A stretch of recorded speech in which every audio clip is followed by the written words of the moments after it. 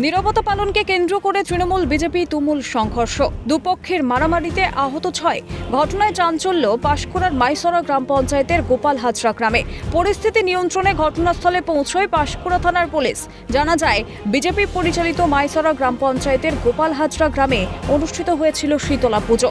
শনিবার পুজোর শেষ দিনে স্থানীয় এক যুবক মাইকে ঘোষণা করে ভারত পাক যুদ্ধে নিহত জওয়ানদের স্মৃতির উদ্দেশ্যে 1 মিনিট নীরবতা পালন ও জঙ্গি হামলায় নিহত পর্যটকদের স্মৃতিতে শ্রদ্ধা জ্ঞাপনের কথা।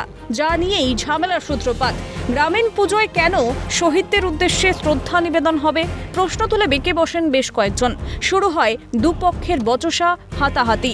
শুধু তাই নয়, স্থানীয় এক বাসিন্দার বাড়িতে ঢুকে মহিলাদের মারধর ও বাড়ি ভাঙচুরের অভিযোগ উঠেছে। অনেক লোককে মেরেছে। সেটা এখানে এসে ওরা সবাই বলছে যে এখানে লোক মেরেছে। আমাদের বাড়িতে কোনো পুরুষ মানুষ কেউ নেই। শাশুড়ি মাকে মেরেছে, আমার ভাসুরের মেয়েকে মেরেছে।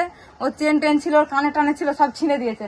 আর আমি বাচ্চাগুলো যা চিৎকার করছে, জোর প্রচুর সবাই তো একসাথে এসেছে। অনেক ছেলে মেয়ে, দুটো মেয়ে, 2-3টা মেয়ে, সব ছেলেটেলে করে এসেছে।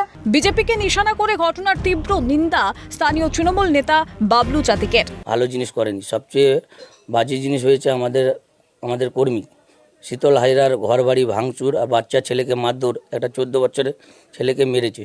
সেইগুলো আমরা নিন্দা জানাই। এইরকম বিজেপির যারা করেছে, বিজেপি বললো, আমরা শুনলাম।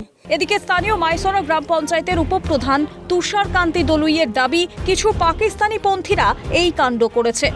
কিছু উগ্রপন্থী যারা পাকিস্তানি সমর্থনী, তারা ওই গন্ডগোলটাকে বিশাল আকার একটা বড় আকার ধারণ করায় এবং গ্রামের মানুষকে মারধর করে। গোটা ঘটনায় অভিযোগ দায়ের হয়েছে পাঁশকুড়া থানায়। কে বা কারা এই কাণ্ড ঘটিয়েছে তার তদন্ত শুরু করেছে পুলিশ। অরুণভ মান্নার রিপোর্ট, ক্যালকাটা নিউজ।